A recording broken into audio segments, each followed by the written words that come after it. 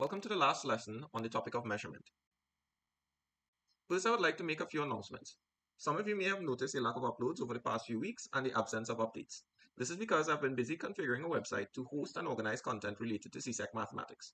On the website, you will find video lectures accompanied by notes, quizzes for each lesson, worksheets that you can submit for review, and live Q&A sessions. The Q&A sessions will take place from 5 p.m. to 6 p.m. either on Mondays or Fridays. I'm still finalizing the exact date. While these sessions will eventually cost $25 TT per session, they will be free until the end of January. For more information, feel free to contact me on the website using the messaging system. Each session is currently limited to 25 participants. You are not required to join every session. The primary purpose of the site is to facilitate self-learning, but these sessions will provide an opportunity for you to ask questions and get additional help. I will notify students of the objectives for each session in advance. If you are interested, you can reserve your spot. During the session, we will begin by addressing any questions or issues related to the topic, followed by working through the corresponding worksheets. That's all for now. Let's continue with today's lesson. Our objective today is to solve problems involving measurements.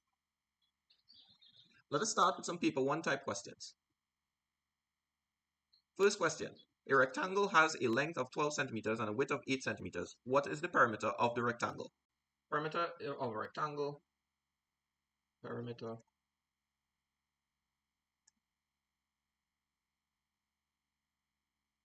is going to be twice the base plus the height, which works out to be 2 into 8 cm plus 12 cm. That is 2 into 20 cm, and we get 40 cm as our answer, which is equal to answer A. Second question. The area of a circle is 154 centimeters squared. What is the radius of the circle? Use pi as 22/7. Now we're required to find the radius after we've been given the area of a circle. So the area is equal to pi r squared. That means that if we want to find the radius, then we take the area, divide by pi, and square root that answer. 154 cm squared, divide by pi, and we're square rooting that, and that is the same as 154 divided by 22/7, square root that, which is equal to 7/22, square root this, and we can simplify this and then square root. Now, when you're looking to see if a number is divisible by 11, the easy ones are 11, 22, 33, 44, and so on. Once you reach 3 digits, if the first number and the last number add up to give you the middle number, then that number is also divisible by 11. And the value, when it's divided by 11, the answer will be the first digit and the last digit. So this here is going to be equal to 14 times 7/2, because 11 into this is 2, 11 into this is 14. Square root that, 2, 7 here, and then we have root of 7 times 7. This here is equal to 7. That answer is A. Third, a sector of a circle has a central angle of 60 degrees and a radius of 9 centimeters. What is the area of the sector? Use pi as 22/7. To find the area of a sector, we use the formula, and I'll just say area of a sector is equal to the angle divided by 360 multiplied by the area formula. That area of the sector A would be equal to 60/360 multiplied by 22/7 multiplied by a radius of 9 squared. Let's simplify this a little bit. 60 into this is 1, 60 into this is 6, 2 into this is 3, 2 into this is 11. I can change this up a little bit, so I can write 1/3 times 11/7, and then I can say multiply by 9 since it's 9 squared. So 3 will cancel off with 1, 3 will just give me 3, and then we have 9/3, which is 27. Then I multiply by 11, and again, as I said, you just take the first digit and the second digit and you add them together. So you're going to put the 2, you add them, you get 9, you put the 7, and that is 27 multiplied by 11. So now you're going to have an area of 297 divided by 7, right? Working that out, you'll get an approximate answer of 42, and that answer is also A. A cylinder has a volume of 550 cubic centimeters and a height of 7 centimeters. Find the radius of its base. So to find the radius of the base, we just simply use the volume formula. The volume formula for a cylinder would be pi r squared h. In other words, the circle at the base multiplied by the height will give me the volume of the cylinder, whatever that cylinder is. Now, if I look at the formula, I can just simply make radius the subject of the formula. So I make radius the subject of the formula. That means that I'm going to divide both sides by pi h, which will give me r squared is equal to v over pi h. And then I can just simply square root both sides. And if I square root both sides, I'm going to get this as r, and this is going to be square root of v over pi h. Another way I can write it is that I can put this as half power, right? I can put this to the half power, so I can get a little bit more space, and I can say v times 1 over pi times 1 over h, and I can just simplify that, and I'll be able to get my answer as well. So r would be equal to v, which is 550 cm cubed, multiplied by 1 over pi. 1 over pi is just simply the inverse, so that means 7 over 22. And then we multiply by, again, 1 over h. H was 7, so this is just simply 1 over 7. And we find the square root of this, right? Or in other words, the half power. Now, we can see right away again, this here is divisible by 11, because 5 plus 0 is 5. So that means it's divisible by 11. Okay, so then r would be equal to 11 into the 550 is just going to be 50. Right? Again, we just take the first and the last digit. We get 50 here when we divide by 11. And then this one here divided by 11 is 2. So then that means we're multiplying by 7 over 2. And then multiply by 1 over 7. And then 7 cancels here. 2 cancels here to leave me with 25. And remember, I'm supposed to square root this, which is half power. And that's going to give me 5 centimeters. Right? Again, the answer is A. And I'm not doing this on purpose. This is just how the answers work. A cone and a cylinder have the same base, radius, and height. What is the ratio of the volume of the cone to the volume of the cylinder? Now, number 5, we're just going to have to find a ratio. And the two formulas that we're working with is the volume of a cone formula, which is 1/3 pi r squared h. And then the volume of a cylinder, which is, let me just put this, put this Vn here for volume of a cone, and then Vc here for volume of a cylinder. And the volume of a cylinder is pi r squared h. Right? Now we're looking at the ratio of volume of a cone to the volume of a cylinder. That means we're looking at 1/3 pi r squared h to pi r squared h. This here would cancel off, this here would cancel off, and this here would cancel off with this, this, and this when we reduce it. Right? So we divide both sides by pi, we divide both sides by r squared, we divide both sides by h, and we're going to get a ratio of 1/3 to 1. Now remember, when you're doing ratios, you have to make sure you don't have fractions. So that means I'm going to have to multiply both sides by 3. I'll get 1 here to 3 here. So the ratio is going to be 1 to 3, and that answer is C. A sphere has a surface area of 314 centimeters squared. Find the radius of the sphere. Use pi as 3.14. Alright, so for this one, we have to find the radius of a sphere when we're given the surface area of the sphere. So the surface area formula for a sphere is 4 pi r squared. Now from here, all we need to do is just simply make r the subject of the formula. Again, all we have to do is divide by 4 pi to get rid of the 4 pi on the right hand side, and we'll end up with a over 4 pi, and this would be equal to r squared. And then we square root both sides, so r would be equal to the square root of a over 4 pi. So let's work on this now, and we have the area of 314 divided by 4 times pi, which they tend to use as 1/4. And if you notice that here, we're just seeing here is 3.14, here is 314, so we can just say shift this 2 decimal places this way, then here would be 2 decimal places this way. In other words, multiply the top and the bottom by 100. And then once we cancel this, we can see right away we get 100 as the value on top here. And then we have here square root of 100 cm squared over 4, which is the same as saying the square root of 25 cm squared. And that would mean that r would be equal to 5 cm. That means the answer is E again. Okay, so question 7 says if a cube has a surface area of 54 centimeters squared, what is the length of one edge? Let's work out this question. So the surface area of a the surface area of a cube is going to be 6 times the area of one of the faces, so the side squared. That means if I want to find the side, I'm going to need to take the area divided by 6 and then square root that answer. My area is 54 centimeters squared, and my value of 6 is here, square root that, and here, square root in here would be easy because that's 9 cm squared, square root, and then this here would be giving me 3 cm, and that answer is E. A car travels 180 kilometers in 3 hours. What is its average speed in kilometers per hour? To figure out average speed, it's simple formula again. We take the distance over the time, and that distance is 180 kilometers divided by 3 hours. and we will be able to get 3 into that 60, so we get 60 kilometers per hour, and that is B. A measuring tape shows measurements to the nearest 0.1 centimeter. What is the margin of error in a measurement taken with this tape?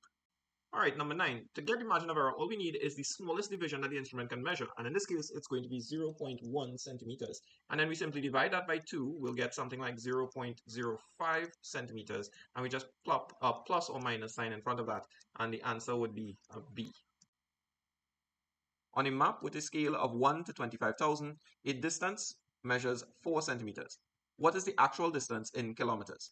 All right, let's do number 10 now. Now remember, when you're dealing with maps, you usually use a scale. And in this case, the scale is 1 to 25,000. And what this means is that 1 centimeter on map is going to be equivalent to 25,000 centimeters on land. So that means that 1 times 4 on the map, which will give us 4 centimeters, will be equal to 100,000 centimeters on the land. Now all I have to do is convert this into kilometers.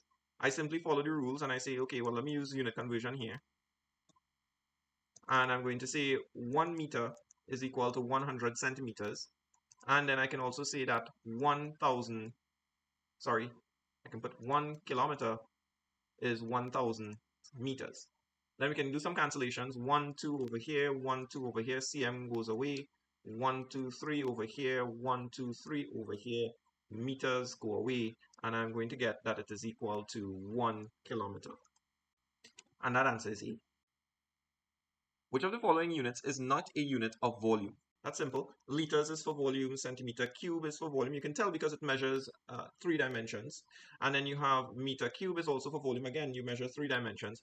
But meter squared is definitely not going to be something for volume because it only measures 2 dimensions. And that most likely is an area. So the answer here is C. The area of a trapezium is 60 centimeters squared. And the lengths of the 2 parallel sides are 8 centimeter and 12 centimeter. Find the height. Now we have to work with a trapezium, and remember a trapezium formula, the area of a trapezium formula, A would be equal to a half into the sum of the parallel sides times the height. And what we're interested in is the height. Let's do a little bit of simplification first. So we take the area is 60 centimeters squared, and then we have a half, and then we have A plus B. A plus B is 8 cm plus 12 cm, which is 20, half of 20 is 10, and then we have the height. So 10 times the height would be equivalent to 60 centimeters squared. And that means that my height would definitely be something like 6, right? 6 centimeters. And that answer is C. A solid metal cylinder with a radius of 3 centimeters and a height of 4 centimeters is melted and recast into a sphere. What is the radius of the sphere? Use pi as 3.14. So for this problem, all we need to recognize is that the same volume of metal is being used in both instances. So that means that the volume of a cylinder formula that we have is supposed to be equal to the volume of a sphere formula. The volume of a cylinder is pi r squared h, and the volume of a sphere is 4 over 3 pi r cubed. Now, all we have to recognize again is that since these two are equal to each other, then that means that pi r squared h is equal to 4 over 3 pi r cubed. From this, we can see right away that pi can cancel with pi. And then that the radius of the sphere, you know what, let me just say, take this and we'll put this as a capital R, right? So that way we can have it as the sphere radius, easier to distinguish. Okay, so we have the radius of the sphere, and we know that the radius of the cylinder is 3, so we say 3 cm squared. We know that the height of the cylinder is 4 cm. So this here is working out nicely, and then we have 4 over 3, and then the radius of the sphere cubed. Now, all we need to do is multiply both sides by 3 over 4 to get rid of that 4 over 3 on the side there. So that means 3 over 4 times 3 cm squared, and then we have times 4 cm is equal to r cubed. This 4 will cancel with this 4 over here, and we will end up with something like 3 times 3 cm squared times 1 cm. This here is r cubed, and that means we have 3 times 3, remember this here is squared, sorry. So that's 3 times 3 times 3, and then we have cm cubed 3 times, so cm cubed, and then r3. Right away we notice that this here, 3 by itself 3 times is just simply going to be 3 cubed. So if 3 cubed is equal to r cubed, then that means that r would be equal to 3. That answer is B. An athlete runs around a circular track of radius 70 meters. How many complete laps must the athlete run to cover a distance of 2.2 kilometers? Use pi as 22 over 7. Now in this problem, what we have to do is we have to see how many laps the athlete needs to run to be able to get 2.2 kilometers. Let's first figure out the circumference of whatever circle that he's running with, right? So the circumference of the circle is equal to 2 pi r, okay? That means that the circumference would be equivalent to 2 times 22 over 7 times the radius of 70 meters. This here would cancel off to give me 1, and this here would be 10. And then I'm going to have 22 by 2, which is 44. And then multiply by 10 will just simply be 440. So I'm going to get 440 meters for the circumference of that path. Now all I need to do is figure out how many laps he has to run to get that. So 2.2 kilometers would be equivalent to 2,200 meters. And you can just do simple unit conversion to get that. 2.2 km multiplied by 1,000 meters over 1 kilometer. So I get rid of the km here, and 1,000 by 2.2 will just be 2200 meters, right? Something very easy we can get. And then I just simply need to take this here, the total distance I need to run, and then divide it by the circumference of the path that I have, right? Because the distance that I have to run would be equal to some number of laps times the distance on the lap, right? So let me just write that again. Some number of laps times the circumference of that circle, right? So that means if I want to figure out the number of laps, I need to divide both sides by the circumference. So that means I need to take my 2200, divide by my 440. And let's see if we can cancel that off a little bit. So 0 cancels off here. 11 into this is 4. 11 into this is 20. 4 into this is 1. 4 into this is 5. And we see 5 laps is all we need. So that answer is E. The volume of a rectangular prism is 480 centimeter cubed. If its length is 12 centimeter and its width is 8 centimeter, what is its height? All right, let's go on to number 15. And this one requires me to find the height for the rectangular prism once we're given the volume of it. All right, so the volume of a rectangular prism is going to be the area of that prism multiplied by its height. Now the area is just simply the length by the width. Length by width multiplied by height. And if I'm given the volume and I have the length and I have the width, then to get the height, it's just a matter of taking the volume dividing it by the length times the width. And that would be equal to 480 cm cubed divided by the length, which is 12 centimeters, times the 8 centimeters. The answer is going to be in centimeters, and let's see if we can cancel this off a little bit. So 12 into this is 1, 12 into this is 4, and then a 0. 8 into this is 1, and 8 into 40 is 5. So then what we remain with is 5 centimeters. Again, that answer is E. All right, number 16. A cylinder and a cone have the same base radius and height. What is the relationship between their volumes? Well, the cylinder has a volume of pi r squared h, and the cone has a volume of 1/3 pi r squared h. And you can see right away they have the same base here, which is the volume of a cylinder, but the cone is 1/3 that of the cylinder. So that means the cone's volume is 1/3 the cylinder's volume. The answer is B. A map is drawn to a scale of 1 centimeter to 2 kilometers. If the area of a lake on the map is 18 centimeters square, what is the actual area of the lake in square kilometers? Now, to get the actual area of the lake in square kilometers, the first thing we need to do is observe our scale for the map. So we know that our scale is 1 centimeter to 2 kilometers, right? Now we have to figure out the area of this, right? How much does 1 square centimeter in area represent? Well, to get that, we simply square both sides of this ratio. When we square it, we're going to get something like 1 cm square on this side is going to be equal to 4 km square on this side. And this is just simply obtained from just taking 1 cm multiplied by 1 cm to 2 km multiplied by 2 km. Right? So you understand where we're getting the answers from. So right away we see that 1 square centimeter of area on the map is equal to 4 square kilometers of area on the land. Now all we need to do is just say that, okay, 18 square centimeters, or in other words 18 times this amount here, is going to be equal to 18 times this amount here. This here would be 18 centimeters squares, would just simply represent 18 by 4, 40, 32, 72. So this is 72 km squared, and that answer is A. If the radius of a circle is increased by 10%, by what percentage does the area increase? Now, to answer this question, all we need to do is use our area formula. Area is pi r squared.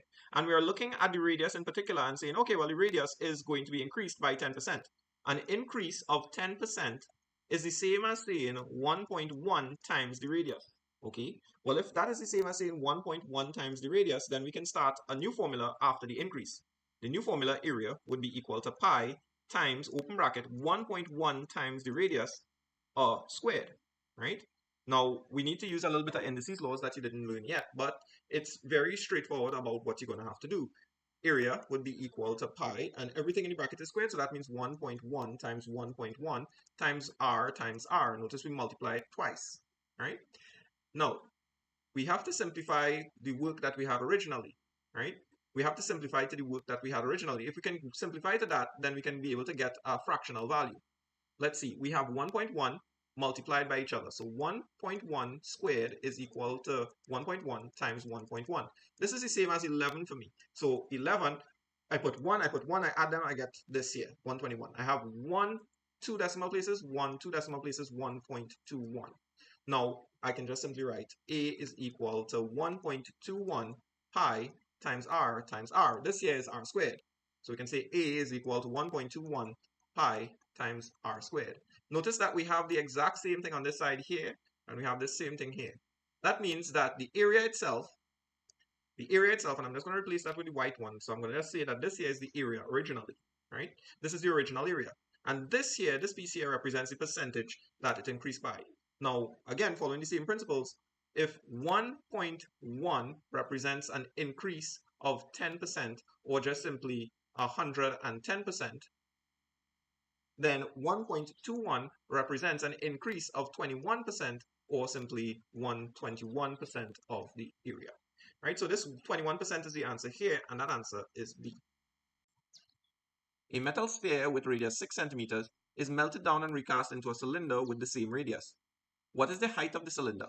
Use pi as 3.14. Alright, for this one, we have to just simply work out the height of the cylinder once we're given the recasted volume. So again, the volume of the sphere, I should put S, is supposed to be equal to the volume of the cylinder, because the same amount of metal, the same volume of metal is being used in both cases, which is 4/3 pi r cubed is supposed to be equal to the volume of a cylinder, which is pi r squared h, right? Again, we're using pi as 3.14, but quite frankly, we don't need it. We need to figure out h, so we just simply get rid of these two pi's here. They're going to be the same value on either side. Now, the radius of the sphere was 6 centimeters, and you know what? Let me distinguish it from the... Actually, I don't need to distinguish it. The radius of the cylinder is the same thing, right? The radius of the cylinder is the same thing. So then that means I can cancel off 2 here with 2 here and remain with 1. So I'll end up with something as 4/3 r equal to h. All right, r is 6, so that means h is equal to 4 times 6 over 3. 3 into 3, 1. 3 into this is going to be equal to 2, and then 4 2s are 8, so h is 8 cm. And that answer is B. A student measures the length of a table as 2 meters with a margin of error of plus or minus 0.05 meters. What is the percentage error in the measurement? All right, and the percentage error is something that you can use from your percentages. So if it is that we know that the measurement is 2.0 meters, and we know that the error in the measurement is 0.05 meters, then that means I can multiply by 100%. This is the error, this is the measurement. The error in the measurement, the percentage error in the measurement is just going to be equal to the error over the measurement. And that's just going to be 5 over 2, 0, 0. 5 into 5, 1. 5 into this, 40. So that is 1 over 40 multiplied by 100. And then a 0 cancels here. 4 is 1. 4 is this is 2.5. And that would be equal to 2.5%. And that there is answer E. Let's look at some paper 2 type questions now. Here's the first question. A rectangular field measures 150 meters by 80 meters. Calculate the perimeter and the area of the field. A path 5 meters wide surrounds the field. Calculate the total area covered by the field and the path. And then we have to calculate the area of the path alone. Alright, so let's start and see how quickly we can finish this. The first thing we ask to calculate is the perimeter of the field. Perimeter of the field is rectangular, so that means that the perimeter would be equal to 2 times the length plus the width. With that, that means the perimeter is equal to 2 times 150 meters plus 80 meters, which works out to approximately 2 into 230m, which is 460m, right? Then they're asking you to calculate the area of the field, okay? So the area would be equal to the length times the width, which means that the area is going to be equal to the 150m times the 80m. We get 150 times 80 is equal to 12,000. Right, so we get 12,000 meters squared. Now, if it is that we have a path, a rectangular path, let me just draw this a little bit neater. If we have a rectangular field already, and then we have a path that goes around that rectangular field, we can see right away that if in here is 150 and in here is 80, then we're going to have to add 5 on this side, 5 on this side, and we're going to get 160.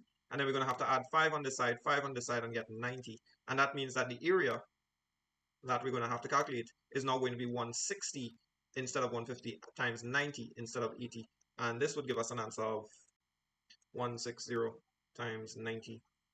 And we're able to get 14,400. So we have 14,400 meters squared.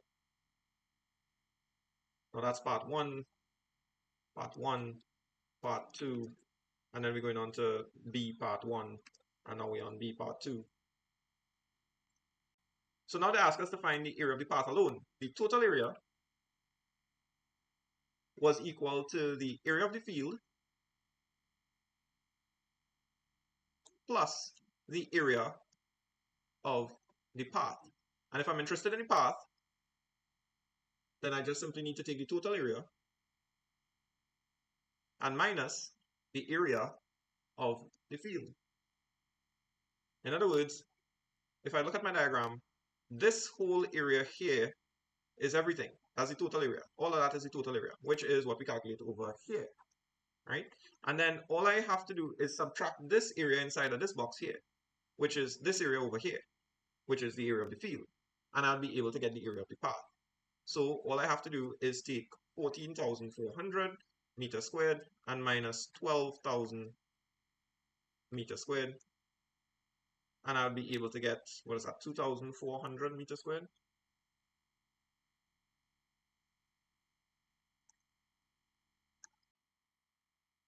Next, a water tank is in the shape of a cylinder with a radius of 1.5 meters and a height of 4 meters. Calculate the volume of the tank in cubic meters. If water flows into the tank at a rate of 0.5 cubic meters per minute, how long will it take to fill the tank? The tank is painted on the outside, excluding the base. Calculate the total surface area to be painted. Alright, let's first get the volume of the tank. So, volume of tank, and we'll call that V, is equal to pi r squared h. We know that r is equal to 1.5 meters from the question, and h is equal to 4 from the question as well. So the volume would be equal to 3.142, and that's the value I'm going to use pi as, times the 1.5 meters squared, and this is meters as well, and then we have 4 meters here. So the volume would be equal to, so pi 3.142 times 1.5 squared times 4, and we get 28.2, and I'll just round that up to 8, so 28.28. 28.28 m cubed. That's part A1, right? Now we're on part A2, and that part I need to figure out how long it will take to fill the tank. So the time to fill, and I'll just call that T, is going to be equal to the volume that I need to fill, or volume of the tank in this case, divided by rate, the flow rate, right? And I'll just call this R, making it simple. And from that, from the question previously, we already know the volume that we need to fill, and the flow rate from the question was given as 0, so R was equal to 0.5 meters cubed per minute. All right, so then that means that T would be equal to the volume, 28.28 meters cubed, divided by 0.5 meters cubed per minute. And this here would be equal to 28.28 divided by 0.5, and we get 56.56. So it's going to be 56.56 minutes. All right, and we can round that off to approximately well, 57 minutes. All right, 57 minutes, it will definitely be filled. Let's go into part B now. So for part B, what we need to do is we calculate this total surface area to be painted. Now, with respect to the cylindrical tank, what we'll have to paint is the top here, the curved surface area here, and the bottom will be neglected. So the surface area to paint, and I'll just call that A, would be equal to the curved surface area plus the top of tank. And let's call this S, let's call this T, right? I'll call it T again. Actually, I used T already. Did I use ST? Yes, I used T already, so let me use something else. We'll call it P. All right, I'll just call it P. All right, so let's do that now. So I'm going to work out P first. So P is basically a circle, so I'll just have to work out the area of a circle. So that is pi r squared. And I already know r from the question because they give you the radius of the tank as simply 1.5. So I don't need to write that up actually. And then pi, I'm going to be using that. So I'm going to be using pi as 3.142.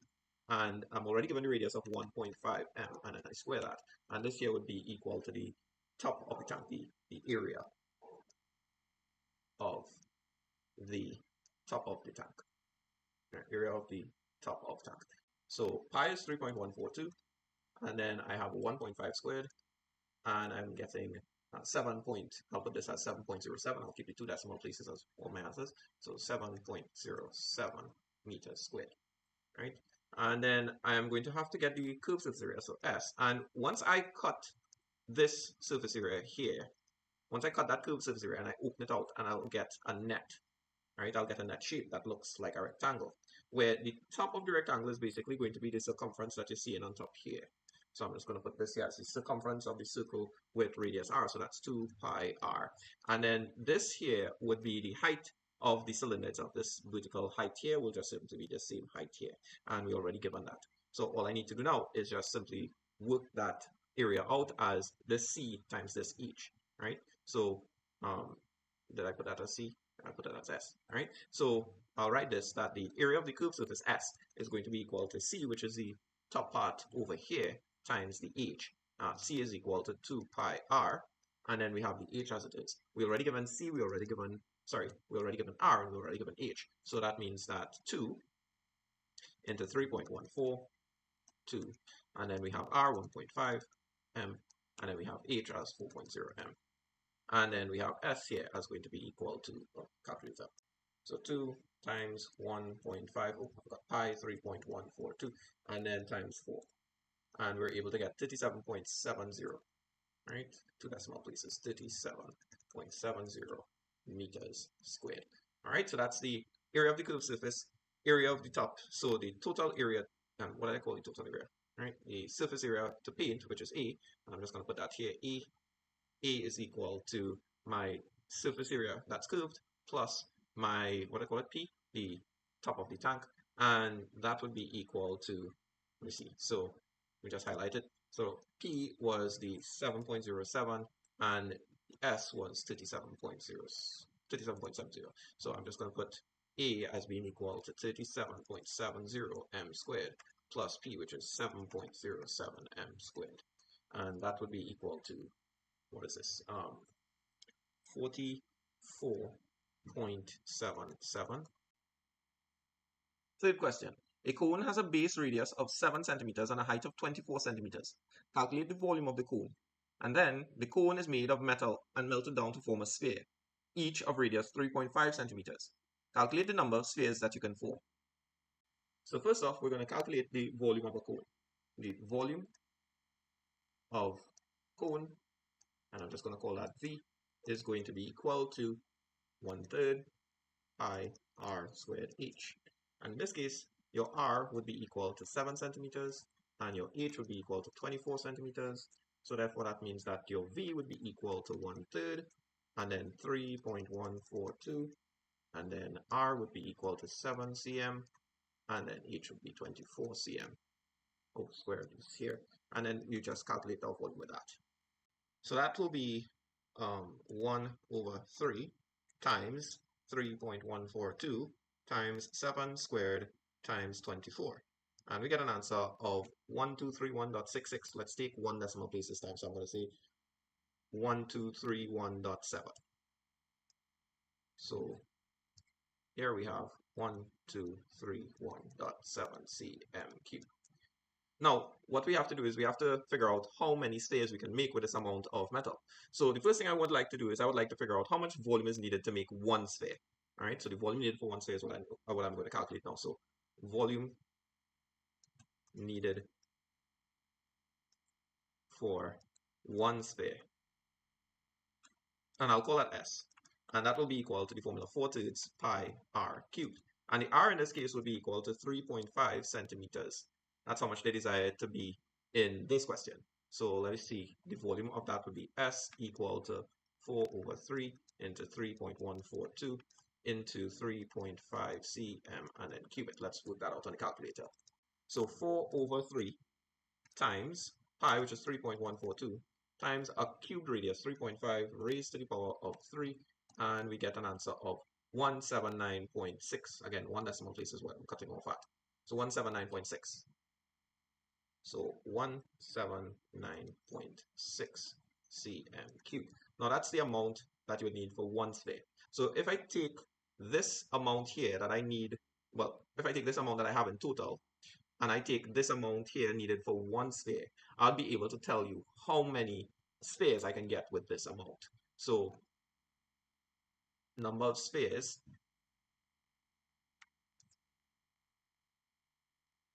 and I'll just call this n, right?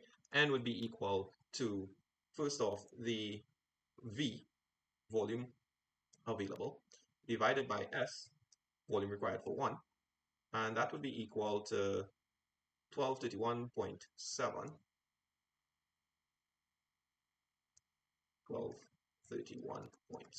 cm cubed divided by S, which is 179.6 cm cubed. And that means that the number of spheres we're able to get, let me do that on the calculator. So 1231.7 divided by 179.6, and we're able to get approximately 6 spheres, right? Now, we can't say 7 spheres, right? This here means a fraction, but we have to check and see. It can't round up and say we get 7 spheres where the extra material coming from, right? So we should be able to approximately get 6 spheres in total. So n is 6 spheres, right? That excess that you see in there, that 0.8 whatever, is just extra material that you're going to have after you make those 6 spheres. Question 4. A map is drawn to a scale of 1 to 50,000. On the map, the distance between two towns is 8 centimeters. Calculate the actual distance in kilometers. An area on the map measures 24 centimeters square. Calculate the actual area in square kilometers. A rectangular plot of land has dimensions 500 meters by 300 meters. Calculate the perimeter of the plot. On the same map, what would be the dimensions of the plot in centimeters?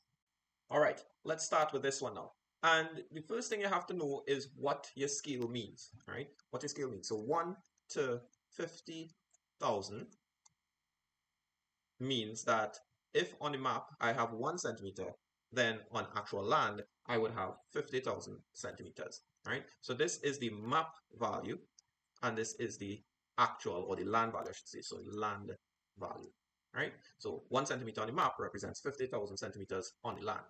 Now what we want to do is we want to find out how much actual kilometers is the distance from an 8 centimeter drawing on the map.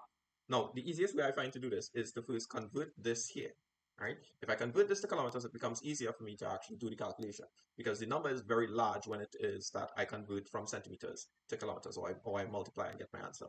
So first thing I want to do is I want to convert this here to kilometers, and that means I'm going to take the 53 centimeters multiplied by 1 meter over 100 cm multiplied by 1 km over 1000 cm meters, right? Meters cancels with meters, cm cancels with cm, and then we have 1, 2, 3, 1, 2. So 1, 2, 3, and then 1, 2, and that means we get 0.5 kilometers. So the scale is that 1 centimeter on the map is equal to half a kilometer, 0.5 of a kilometer on the land. So that means if I were to say, looking at 8 centimeters, that means 8 times that 1, then I'm going to have 8 times that 0.5 km. We just put the cm here as well, right? So 8 times that 1 cm is 8 centimeters. So 8 centimeters would represent 8 by that, which is 4 kilometers on the land. Okay, let's go to part 2. Now, in part 2, it's the same principle. We have to know what our scale is and what it represents. Now, I am going to get the value in square kilometers, right? I'm going to use from here, I'm going to use this ratio here. So I'm going to say 1 centimeter on the map is equal to 0.5 kilometers on the land. Now, if it is that I want to find out how much the square centimeters is worth, all I have to do is simply square this side and square this side. So squaring this side means 1 cm times 1 cm. And squaring this side means 0.5 km times 0.5 km. When I work this out, I'll be able to get 1 cm squared is going to be able to represent 0.25 kilometers squared. All right. Now I have a relationship between centimeter squares and kilometer squares. So if I have an area on the map of 24 centimeter squares, in other words, I take 24 times that 1 cm squared, then I'm going to have to take 24 and multiply it by that 0.25 km squared. All right, and that is going to leave me with 24 cm squared here, and then 24 by this, which is a quarter of that, is going to be 6 kilometers squared over here.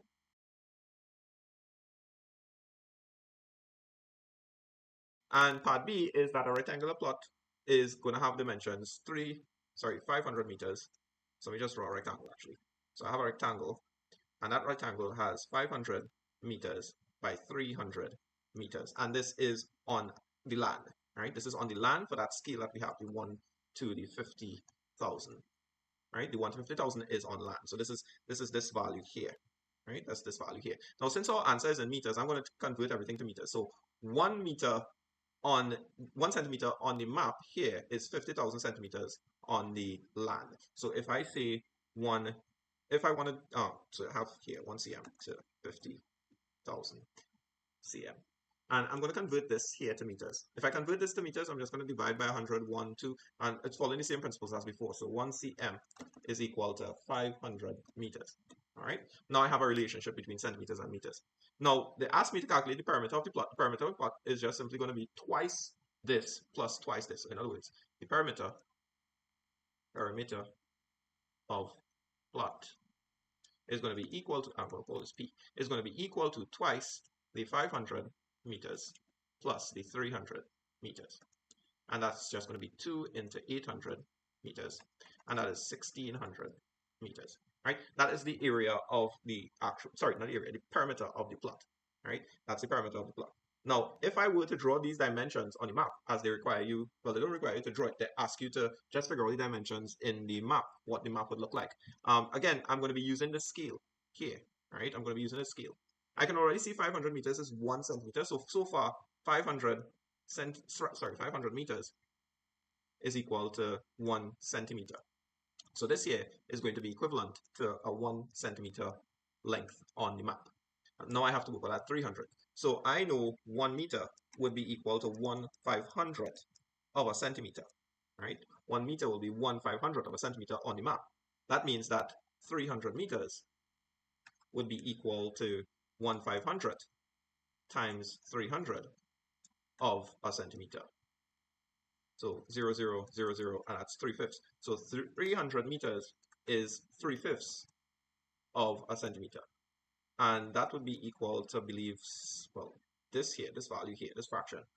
This means 300 meters would be equal to 0.0, that's 3, so that's 6. Sorry. Yeah, that was a little bit slow. 0.6 centimeters. All right? And that means the dimensions on the square itself is going to look 0.6 and then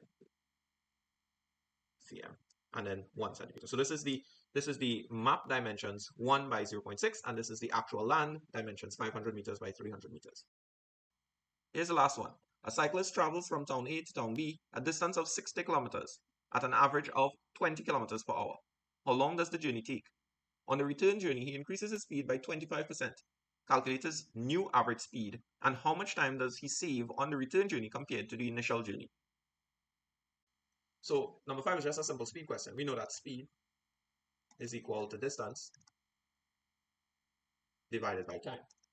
And we also have this little triangle that I'm telling you about previously. This means that speed by time is equal, right? Speed by time would be equal to distance.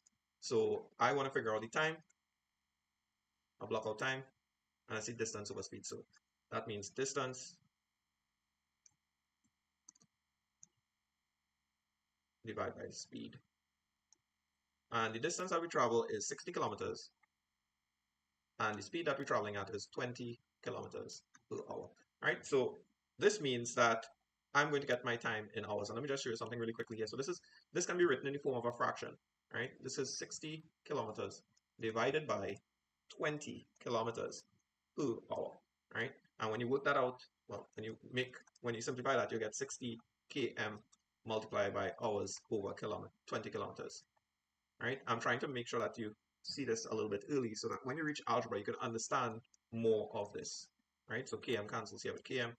20 into 21, 20 into this 3. And notice 3 by h is 3h, so it's 3 hours. Right? So time is 3 hours. Good? All right. Now, in part B, they ask you to calculate the new speed if it is that he increases speed by 25%. So the new speed would be equal to 125% of the old speed.